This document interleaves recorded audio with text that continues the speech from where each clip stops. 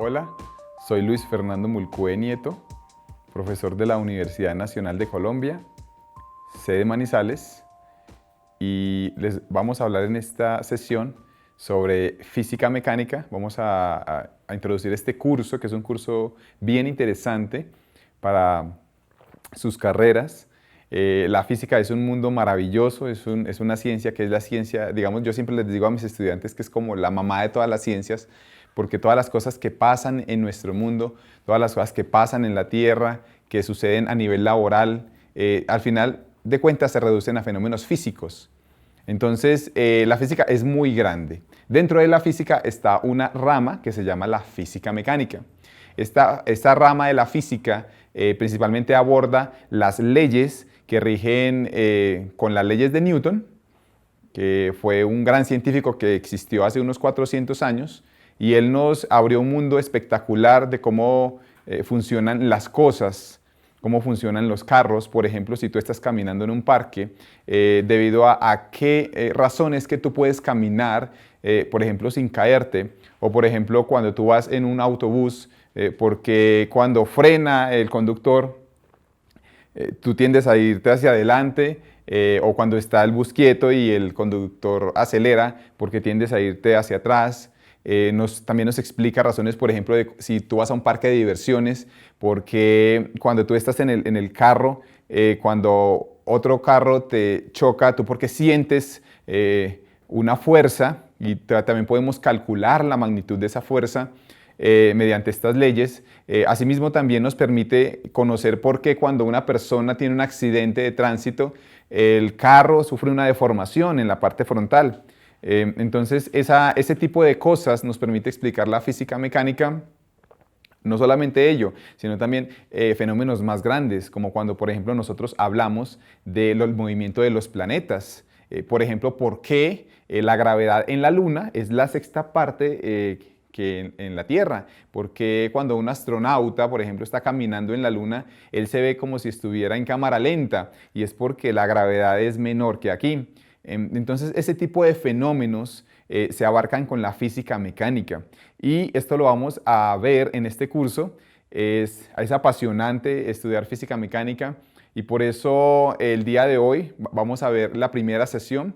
En esta primera sesión vamos a hablar sobre cuáles son las cantidades físicas. Es una pequeña introducción de cómo nosotros podemos hablar sobre las cantidades que rigen esta materia. Por ejemplo, nosotros vamos a hablar sobre cuáles son las cifras. Cuando nosotros escribimos una medida en la física, vamos a mirar cuáles son las cifras que nosotros tomamos en cuenta como científicos y cuáles cifras descartar. ¿Sí? Vamos, por ejemplo, también a ver una introducción de cuáles son las medidas, las unidades de medida que se dan a nivel global. Por ejemplo, cuando hablamos del metro, el kilogramo, el segundo, que son los estándares mediante los cuales como ingenieros nos podemos comunicar con otras personas, ¿cierto? Cómo nosotros nos hacemos entender para poder que otras personas puedan captar la información que nosotros les vamos a dar de una medición, de un resultado de un experimento. Vamos a mirar cómo ellos nos pueden entender, y para eso necesitamos definir un estándar. Entonces, y finalmente vamos a hablar también sobre las potencias de 10, sobre cómo nosotros podemos expresar los resultados sin tener que anotar números muy grandes, sino a lo que se llama las potencias de 10, o la notación científica también que nosotros hablamos, y finalizaremos con unos ejercicios. Muy bien. Entonces, la primera pregunta que nos vamos a hacer es, vamos a hacer lo siguiente. Vas a hacer de cuenta de que tú estás en una isla. Haz de cuenta que tú vas, por ejemplo, no sé, en un crucero. Ese crucero tiene un accidente y por X o Y motivo, entonces a ti te toca salir del crucero y te vas y quedas solo en una isla, ¿cierto? Con un maletín. Entonces, imagínate esta situación. Tú te encuentras en una isla y tienes que cortar una vara que mida exactamente 1 metro. Es decir, tú en la isla no hay ninguna regla o un patrón de medida que te permita saber qué es 1 metro. Entonces, la gran pregunta es, si tú tienes un maletín, ¿qué instrumentos dentro de ese maletín buscarías para tratar de diseñar una vara que mida exactamente 1 metro? Entonces, imagínate en esa situación. Tú estás allí sabiendo que eres un estudiante y necesitas diseñar una vara que exactamente mida 1 metro. Entonces la pregunta es, ¿qué harías? ¿Qué instrumentos sacarías de ese maletín? Entonces hoy vamos a dar una pequeña respuesta de cómo a nivel global los científicos se han puesto de acuerdo de cómo sería la mejor forma de encontrar una vara de que exactamente mida 1 metro. ¿Sí? ¿Cómo se podría encontrar esa vara? ¿Cómo se podría diseñar esa vara? Entonces esta es la primera pregunta. Imagínate que tú estuvieras en esta situación, ¿qué harías? Entonces, para eso vamos a introducir algo que es bien importante y es las unidades de longitud, masa y tiempo. Entonces, algo muy bien importante es que si nosotros debemos reportar resultados de las mediciones de un experimento en física, debemos definir una unidad estándar, ¿sí? Por eso nosotros, cuando hablamos en el lenguaje entre ingenieros, decimos es que en qué unidades está esta medida. Haz de cuenta que, por ejemplo, tú formas parte de un proyecto en el cual estás calculando la cantidad, por ejemplo, de concreto que hay para pavimentar una calle. Entonces, tú quieres saber cuál es la cantidad de concreto que hay allí. Entonces viene un ingeniero auxiliar y te dice, mira, la cantidad de concreto es, por ejemplo, 200. Pero tú le vas a preguntar, bueno, y dime la unidad, ¿cuál es la unidad que vamos a utilizar aquí? Entonces, cuando nos referimos a unidad, es que nos tenemos que poner de acuerdo en qué unidad, cuál es la mínima cantidad en la que nosotros vamos a expresar la medida. Entonces, la unidad es cualquier cantidad en la cual yo puedo expresar una medida como múltiplos de esta. Por ejemplo, si el ingeniero auxiliar te dice la cantidad son 200 kilogramos, ¿qué estamos diciendo ahí? Que hay una unidad que se llama el kilogramo, ¿sí? Entonces, cuando yo digo 200 kilogramos, quiere decir que es 200 veces esa unidad a la que yo me estoy refiriendo como kilogramo, ¿sí? Por ejemplo, si vamos a calcular la altura que tiene un edificio, digamos que un edificio tiene 150 metros, ¿sí? Como un edificio muy renombrado a nivel turístico que hay en Asia, que es el marco de Dubái. Ese marco de Dubái tiene una altura de 150 metros. ¿Qué significa ese 150 metros? Que la altura de ese edificio es 150 veces una unidad a la cual nosotros llamamos metro. Entonces, por eso nosotros hablamos en física y en ingeniería de unidades. Entonces, hay unidades de longitud, de masa y de tiempo, que son las más básicas, pero también vamos a ver más adelante en otros cursos que hay unidades de temperatura, unidades de campo magnético, de campo eléctrico, etcétera, de fuerza, por ejemplo, pero hoy nos vamos a centrar en las fundamentales. Cuando hablamos de las fundamentales, son las unidades que sustentan la física, como la longitud, la masa y el tiempo. Entonces, algo bien importante es que las mediciones de una unidad estándar deben dar lo mismo. ¿Cómo así? Haz de cuenta que, por ejemplo, tú estás en Europa, ¿cierto? Y tú tienes un colega que está, por ejemplo, en Sudamérica. Entonces, entre los dos están en un proyecto en específico. Y en ese proyecto en específico están diciendo que se maneja una longitud de, por ejemplo, 30 metros. Entonces, cuando tú le dices a tu colega de Sudamérica de que esta longitud tiene que ser 30 metros, esos 30 metros medidos en Europa deben dar exactamente lo mismo que medidos en Sudamérica. Deben dar exactamente lo mismo. ¿Qué es lo que quiere decir esto? Que esa medición del metro, esa definición del metro, debe de dar exactamente igual sin importar en qué lugar estoy y sin importar la persona que lo hace. Entonces, eso es una muy buena pregunta. Nosotros, ¿cómo podríamos asegurar de que vamos a definir el mismo metro allá que aquí? Entonces, esa es la pregunta que vamos a resolver hoy. Una de las preguntas que vamos a resolver hoy. Perfecto. Algo bien interesante es que en 1960, el Comité Internacional de Medidas, de Estándares y Medidas, definió el Sistema Internacional. Entonces, ¿qué es el Sistema Internacional? Como su nombre lo dice, es un sistema internacional de unidades en la cual nosotros nos ponemos de acuerdo para expresar estas cantidades de longitud, de masa y de tiempo.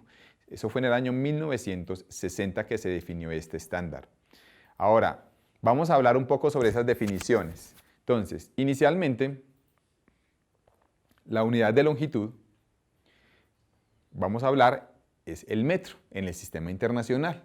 Por eso nosotros escuchamos muchas veces que en los proyectos, en el diálogo de los profesionales, se habla bastante sobre metro, porque el metro es la unidad del sistema internacional. Bueno, algo bien interesante, y es que imaginémonos que un rey que se llamó Luis IV, Luis XIV de Francia, y él en el año, más o menos en los años 1700, definió una unidad para toda Francia. Y esa unidad la definió como su pie. Es decir, todas las unidades, todas las medidas que se van a tomar en este país de ahora en adelante, van a tomar como medida base la longitud de mi pie. Eso fue lo que dijo él. Entonces de ahí salió el pie inglés. Nosotros hemos escuchado hablar muchas veces de cuánto mide un pie. Por ejemplo, en Estados Unidos, en países de habla inglesa, por ejemplo, como en Inglaterra, se utiliza mucho el pie. Ese pie, ¿de dónde salió? Digamos que el concepto original fue de este rey. Él dijo, las medidas las van a tomar en cuenta con mi pie. ¿Qué problema hay? Pues que eso no es una unidad estándar para todo el mundo, porque pues digamos este rey pasó y pues ya quedó el pie ahí. Entonces los pies de cada persona en diferentes continentes pues miden diferente. Por ejemplo en Sudamérica pues una persona promedio su pie va a medir diferente a un europeo. Entonces no es una medida lógica para tomar una unidad de longitud, ¿cierto? Aunque actualmente el pie que se habla en Estados Unidos y en Inglaterra es un pie ya estándar, ¿cierto? Pero no es lo ideal. Por eso fue que surgió el metro. El metro es la unidad del sistema internacional y se espera de que cada vez se utilice en una forma más significativa el metro. Ahora, en el año 1799 ya se pudo definir qué era el metro. Vamos a ver que el metro en el pasado, o sea, digamos después del año 1780, el metro era la 10.000.000ª parte de la distancia desde el polo hasta el ecuador terrestre. Es decir que a ti te decían, bueno, ¿qué es un metro? Entonces uno decía, simplemente vaya desde el ecuador hasta el polo y divida esa distancia que recorrió entre más o menos 10 millones de partes y cada parte de esa es un metro. Entonces imagínense. Esa definición pues no es tan precisa que digamos, porque ¿cómo podríamos nosotros diseñar una vara, por ejemplo? Volvamos al problema. Si nosotros estamos en la isla, haz de cuenta que tú estás en la isla, recuerda la pregunta que te hicimos al principio.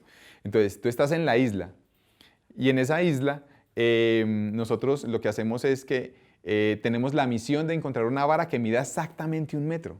Exactamente un metro. Entonces, ¿tú qué harías? Pues, ¿qué pasaría si yo te digo, bueno, muy fácil, simplemente camina desde el polo hasta el ecuador y divide esa longitud entre 10 millones de partes? Entonces, pues no tendría mucho sentido para ti que estás en la isla. Tú necesitas, es un experimento que tienes que hacer para poder tener una vara de exactamente un metro de longitud. ¿Qué experimento tú harías? ¿Qué es lo que tú te imaginarías ahí obrar en ese momento? Entonces, para eso nosotros tenemos una definición que es ya contemporánea, que es la definición que opera ahora, y es que el metro es la distancia recorrida por la luz en el vacío en 1 sobre 299.792.458 partes de un segundo. Entonces, a ver, vamos a contextualizar un poco para entender este concepto que es bien interesante. Entonces, ¿en qué nosotros vamos a basarnos para calcular una unidad exacta del metro? ¿En qué nos vamos a basar? No nos podemos basar en la caída de un cuerpo, porque alguna persona me decía, profesor, por ejemplo, simplemente coja un cuerpo, coja una moneda, déjela caer, y usted con las ecuaciones de física más o menos puede saber un metro, cuánto se demora en caer digamos un cuerpo, cuánto demora en caer una distancia de un metro, ¿sí? Entonces, si usted calcula eso con una operación fácil, pues puede hallar el metro. Pero ahí hay un problema con esa ecuación. Y es que, como lo vamos a ver más adelante en este curso, el valor de la aceleración de la gravedad cambia dependiendo del lugar de la Tierra en el que yo esté. En el Ecuador, la gravedad es un poco menor. En el norte, en los polos, la gravedad es un poco mayor. Usualmente el valor estándar que se maneja es 9,8 metros sobre segundo cuadrado, pero ese no es un valor exacto que se cumple para toda la Tierra. Entonces, si yo me baso en la gravedad para medir el metro, no voy a tener una unidad estándar para todo el mundo. Un metro aquí en el Ecuador va a ser diferente a un metro en el polo. Por lo tanto, tengo que tomar una medida de una cantidad física que no cambie con el lugar de la Tierra. Por eso no podemos tomar la gravedad. Entonces, no podrías hacer ese experimento allá en la isla, por ejemplo. ¿Qué es lo más indicado, ¿sí? En este momento? Lo más indicado en este momento es tomar una magnitud física que no cambie. Y no sé si tú recuerdas a un personaje muy famoso de la física que se llamó Albert Einstein, que él fue el que introdujo la teoría de la relatividad. Este señor lo que nos habló fue que hay una cantidad en el universo que se mantiene constante, sin importar el lugar del universo en el cual estemos. Y se llama la velocidad de la luz. La velocidad de la luz, que su valor es aproximadamente 300.000 kilómetros por segundo. Bueno, más exactamente es el valor que ustedes pueden ver ahí en la diapositiva, 299.792,458 kilómetros sobre segundo. Ese valor de la velocidad de la luz es un valor constante que, sin importar dónde estemos, va a ser exactamente el mismo, siempre va a ser el mismo. Entonces, algo bien interesante es que debido a que la velocidad de la luz es constante, es que ocurren fenómenos extraños, por ejemplo, en la teoría de la relatividad. No sé si tú has escuchado hablar de que nosotros podemos viajar en el tiempo. ¿Cómo se puede viajar en el tiempo? Si nosotros aumentamos nuestra velocidad. Por ejemplo, si una persona toma un cohete y sale de la Tierra y comienza a dar vueltas alrededor del sistema solar y comienza a acelerar y acelerar y acelerar hasta que su valor sea un porcentaje significativo con respecto a la velocidad de la luz, por ejemplo, un 10%, un 20% de la velocidad de la luz o un 5%, el tiempo dentro de esa nave va a transcurrir de una forma más lenta que si nosotros estamos en la Tierra. Entonces, si esa persona sigue viajando, sigue viajando y después llega a la Tierra, lo que va a suceder es que esa persona va a llegar y va a viajar al futuro. ¿Por qué va a viajar al futuro? Porque el tiempo dentro de la nave, va a transcurrir de una forma más lenta a cómo transcurrió el tiempo en la Tierra. Entonces la persona va a viajar al futuro y se va a encontrar muy posiblemente con que sus amigos ya están varios de ellos viejos o incluso han muerto. Eso es una paradoja que es real y que posiblemente en un futuro se pueda llevar a cabo ese experimento. Ahora, en eso consiste y esos son los efectos que a nivel de la física, a nivel de la teoría de la relatividad, emergen debido a que la velocidad de la luz es constante. Entonces, por eso, si tú estás en la isla y quieres medir una vara de 1 metro, que tu vara mida exactamente 1 metro, ¿qué es lo que tienes que hacer? Es bien sencillo. Lo que tienes que hacer es utilizar la velocidad de la luz, porque la velocidad de la luz no va a cambiar en ninguna parte. Esa velocidad tú ya sabes que la luz siempre va a recorrer la misma distancia durante 1 segundo, en cualquier parte que estés de la Tierra. Entonces, debido a eso, tú lo que harías, lo que yo te recomiendo que hicieras es que buscaras en tu maletín y buscaras un láser. Ese láser lo dispararas contra un lugar y midieras el tiempo que demora en llegar ese láser desde un punto a otro. Ahora, medir ese tiempo no va a ser sencillo. Si tú sabes que la velocidad de la luz es tan grande que es equivalente a dar 7 vueltas alrededor de la Tierra en 1 segundo. Entonces, va a ser un tiempo muy corto. ¿Ese tiempo cómo se puede medir? Pues debería de ser con sensores o con algún aparato muy especializado. Pero si tú quieres que la vara ya mida exactamente 1 metro, tendrías que hacer un experimento de ese tipo, ¿sí? Muy bien, esa es como la respuesta a la pregunta inicial que nosotros habíamos planteado. Esa es la definición del metro. Ahora vamos para la unidad de masa. Entonces, la siguiente unidad de masa en el sistema internacional es el kilogramo. Entonces, el kilogramo, en el pasado, un kilogramo, digamos cuando hablamos del pasado, es a los años 1800, un kilogramo era la masa de un cilindro de platino iridio, como ustedes lo pueden ver en la diapositiva, particular que se conserva en la Oficina Internacional de Pesas y Medidas en Sèvres, Francia. En 1887 se definió esa unidad. Ahora, como ustedes pueden ver en la diapositiva, ustedes pueden ver 2 campanas, pueden ver que están como 2 campanas o 2 recipientes de vidrio que están albergando un pedazo de metal dentro de ellos. Entonces, ellos, ¿por qué albergan ese pedazo de metal? Ese pedazo de metal es una aleación específica que es de platino e iridio. ¿Y por qué se hace de esas sustancias? ¿Por qué se hace de esos materiales? Porque estos materiales no reaccionan fácilmente con el oxígeno o con la atmósfera alrededor. Entonces ellos no van a oxidarse.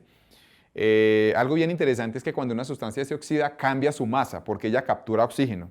Entonces cambia su masa. Realmente, si tú dejas un pedazo de hierro, te compras un pedazo de hierro y lo dejas en la atmósfera, días después, cuando esté oxidado, va a pesar un poquito diferente.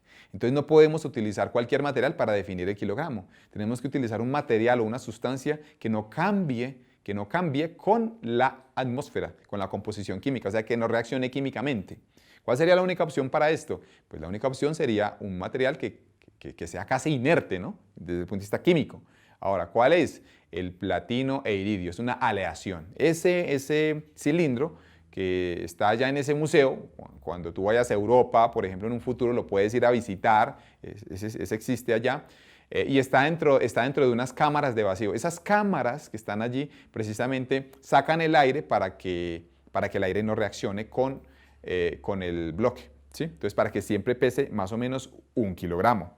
Esa unidad se definió hasta después del año 2000. O sea, ¿cuál es la definición contemporánea ya de 1 kilogramo?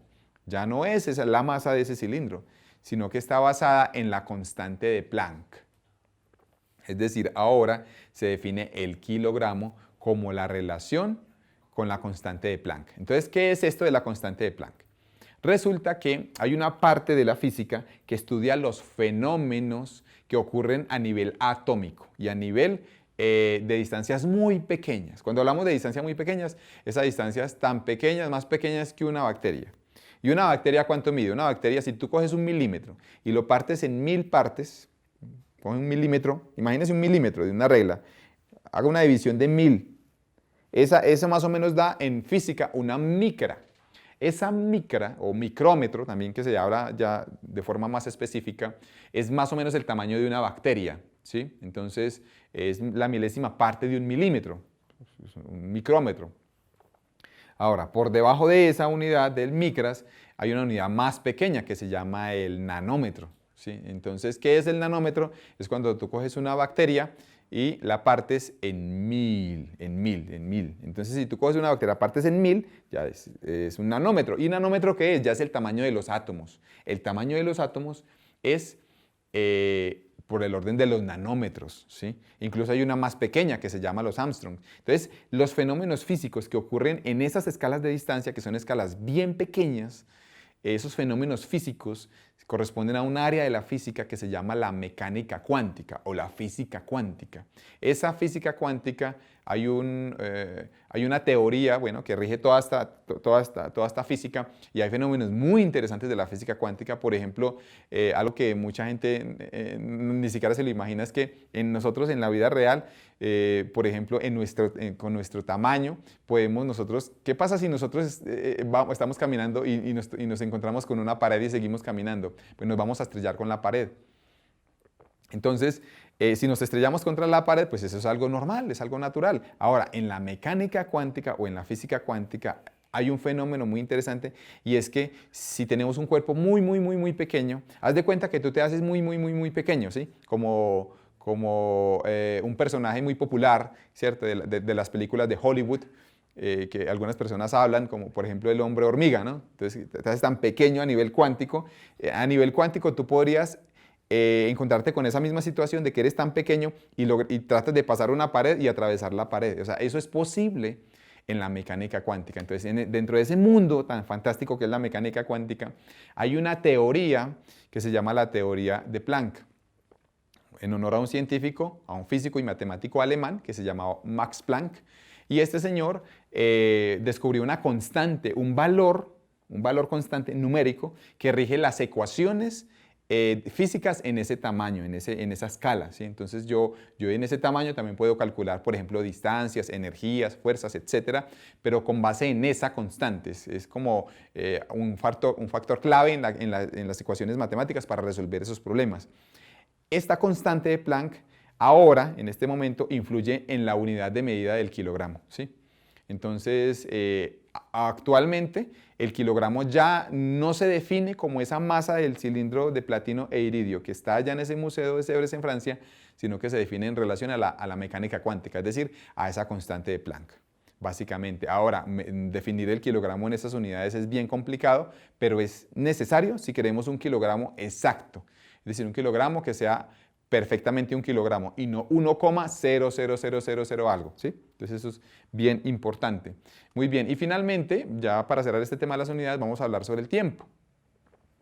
Que en el sistema internacional el tiempo se da en segundos. Entonces, en el pasado, ¿cómo se definía un segundo? Antes de 1960, se definía como una parte del día solar. Entonces, ¿qué es el día solar? Es un tiempo en el cual la Tierra pues da una vuelta completa alrededor de sí misma, ¿cierto? Nosotros sabemos que más o menos cuánto demora la Tierra dar una vuelta sobre sí misma. Pues 24 horas, ¿cierto? Sabemos que 24 horas se compone cada una de esas horas se compone de 60 minutos y cada uno de esos 60 minutos se compone de 60 segundos, ¿cierto?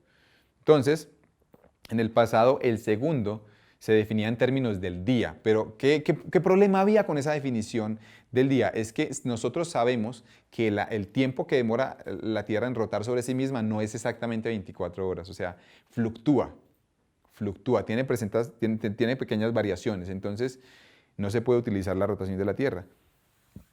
Es más, ¿qué pasaría si en el futuro yo quisiera medir un segundo y no estamos en la Tierra? Pues si estamos, por ejemplo, en la Luna o en otro planeta, pues no podría utilizar la rotación de la Tierra para medir lo que es un segundo. Entonces, les voy a hablar un poco sobre cuál es la unidad que se tiene en cuenta ahora, cuál es el estándar que se tiene en cuenta ahora para medir esa unidad de tiempo como el segundo.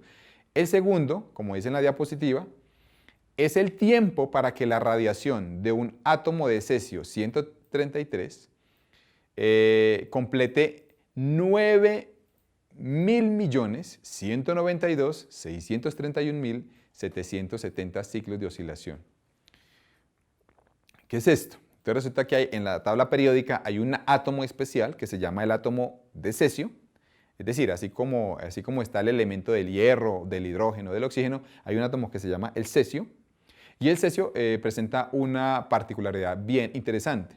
Y es que el cesio, cuando nosotros le hacemos incidir un tipo de luz específica, un tipo de radiación microondas, que tiene exactamente esa frecuencia que ustedes leen ahí, cuando le hacemos incidir esa microondas, ¿qué es lo que sucede? Que los átomos los electrones de ese átomo cambian su rotación de spin. Sí, es un efecto físico. Entonces, con base en ese experimento, en cualquier lugar del universo en donde nosotros estemos, sabemos que al hacer incidir esta radiación microondas en ese átomo, esto se demora exactamente un tiempo en específico para hacer rotar ese spin. Entonces, con base en eso, yo puedo medir un segundo en cualquier parte del universo. Básicamente, para que ustedes tengan una idea de cómo se define este segundo en la actualidad, ese reloj se encuentra disponible en el laboratorio del Instituto Nacional de Estándares y Tecnología en Boulder, Colorado.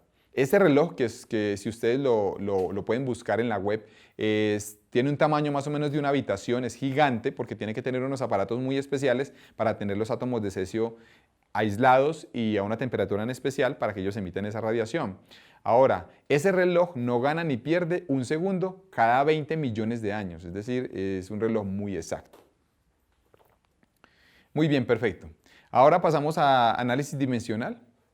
Entonces hay algo bien interesante y es que si nosotros debemos reportar resultados de las mediciones de un experimento, debemos definir una unidad estándar, como ya les acabé de decir, pero esa unidad es una parte de la medida. Ahora, detrás de la unidad hay algo más fundamental, que se llama la dimensión.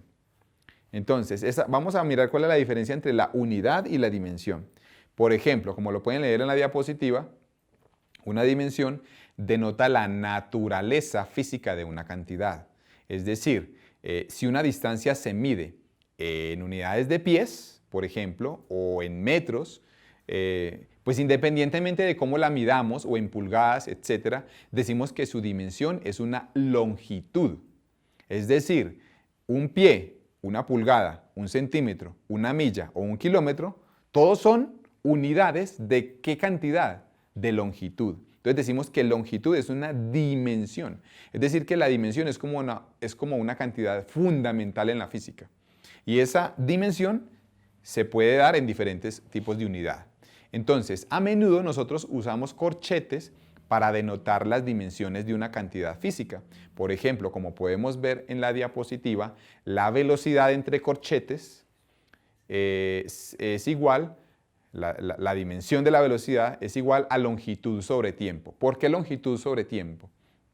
Porque la velocidad se puede dar, por ejemplo, en kilómetros sobre hora, y kilómetros, ¿qué es? Longitud sobre hora. ¿Y hora qué es? Tiempo. Entonces, por eso la velocidad se da en dimensiones es de longitud sobre tiempo.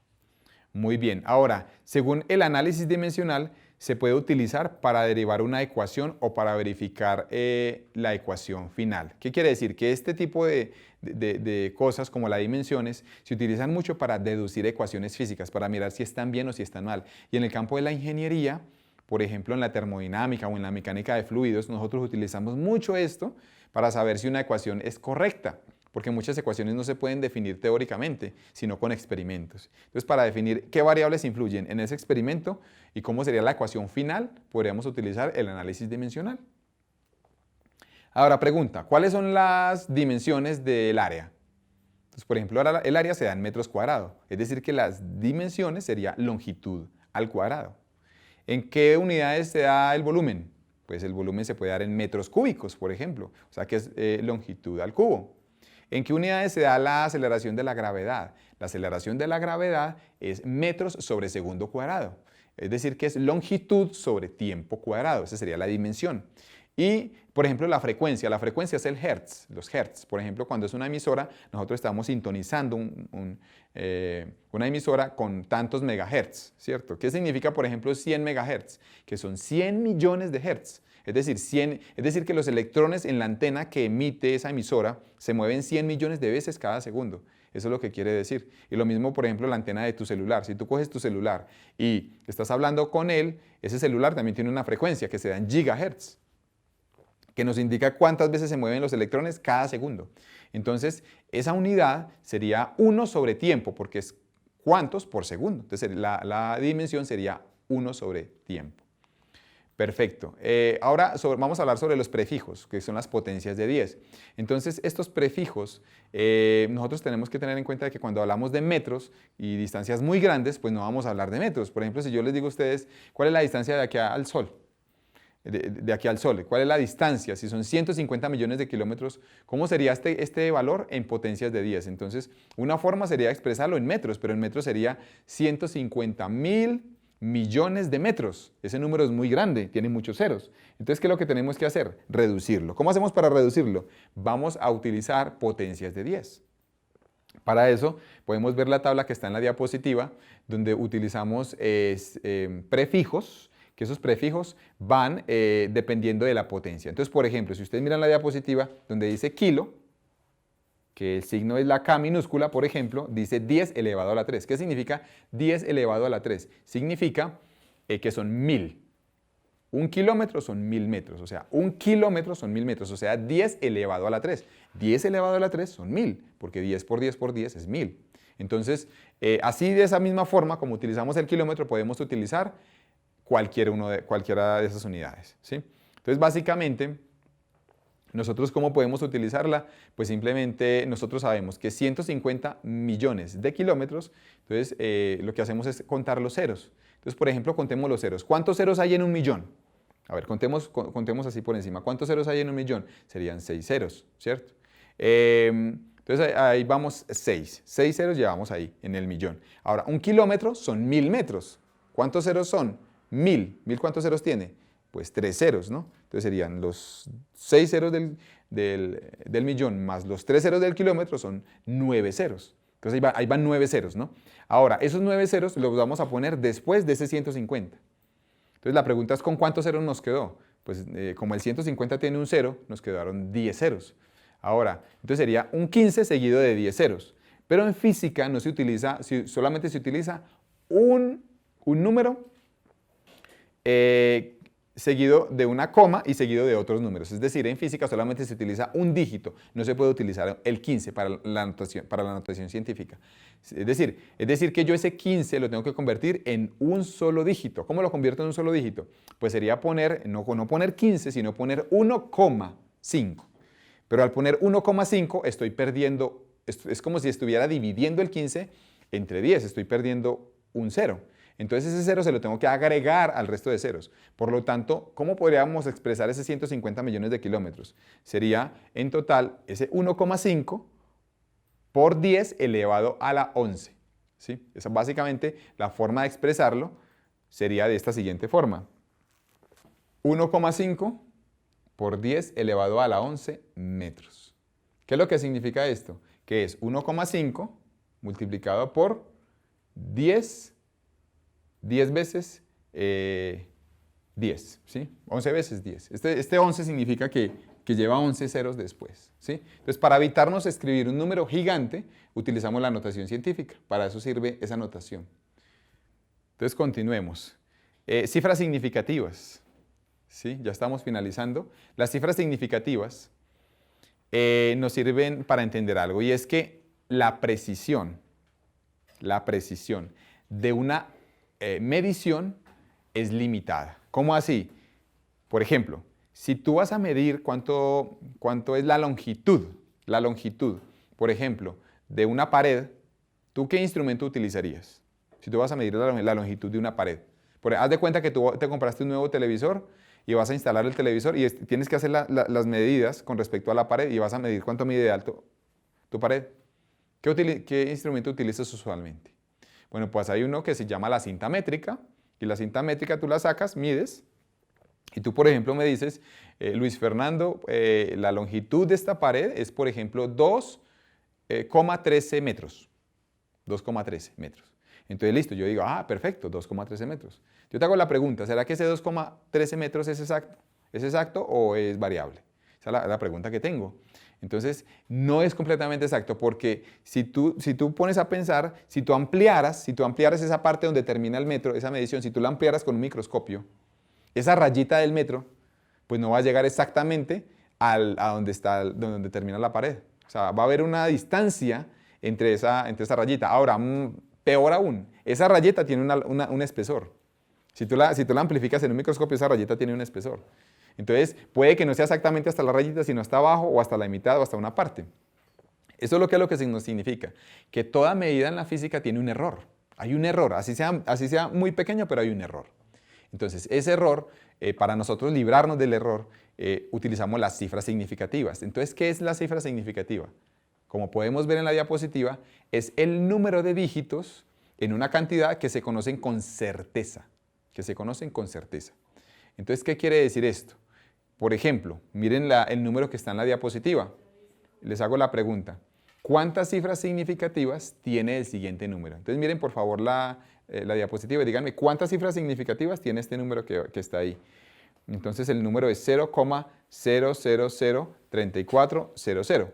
Entonces, aquí lo que tenemos que tener en cuenta es que los ceros antes del 34 no se tienen en cuenta como cifras significativas. Es decir, esos que están marcados en verde no son cifras significativas.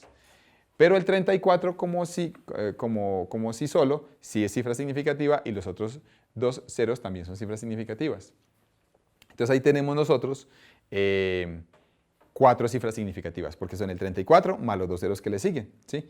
Por ejemplo, algo también bien importante, y es que el número de cifras significativas después de la multiplicación o división es el número de cifras significativas de la cantidad menos conocida. Entonces, por ejemplo, miren esta diapositiva.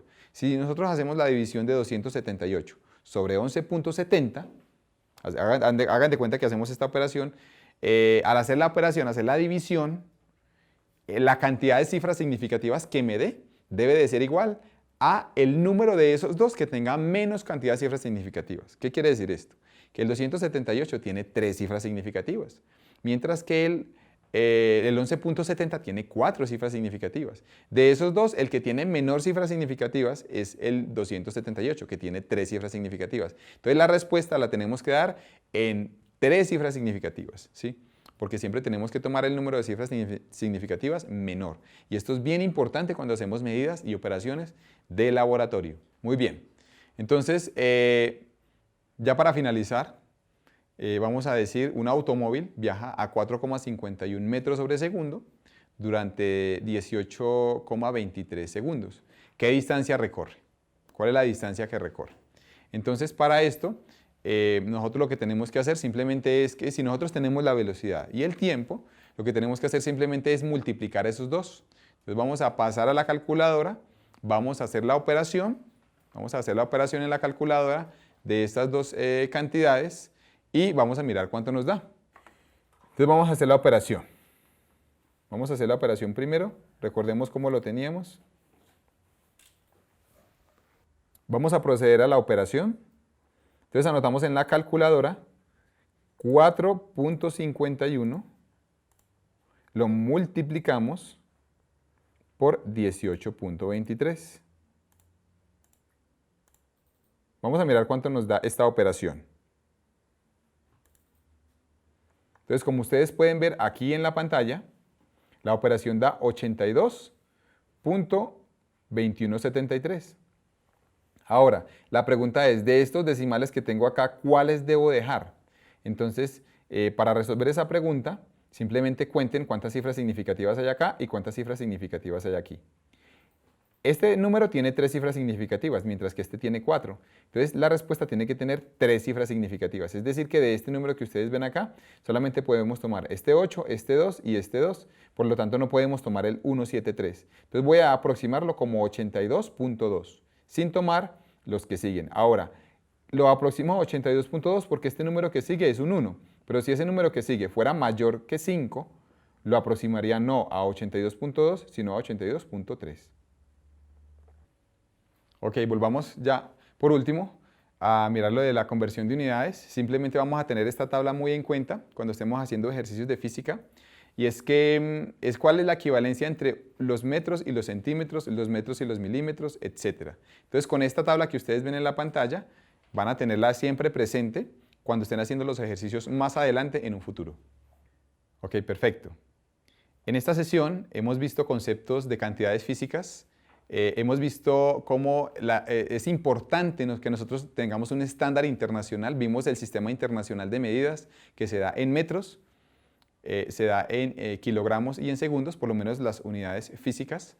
Vimos también las cifras significativas, es decir, cómo expresar un resultado de una medición sin tener en cuenta todos los decimales que nos arroja la calculadora, que eso es bien importante para que lo tengan en cuenta en sus prácticas de laboratorio. También vimos las potencias de 10, cómo expresar un número sin tener que anotar muchos ceros, sino simplemente un dígito, coma otro dígito por 10 elevado a una potencia. Y vimos una pequeña introducción a los factores de conversión. Básicamente esto es, los animamos a que ustedes en sus casas practiquen, a que hagan ejercicios, a que lean bastante. Este tema es muy interesante, la física cada vez es una rama de la ciencia que va avanzando y que es apasionante y se aplica en todas las ramas de la ingeniería. Así que nos vemos en una próxima oportunidad.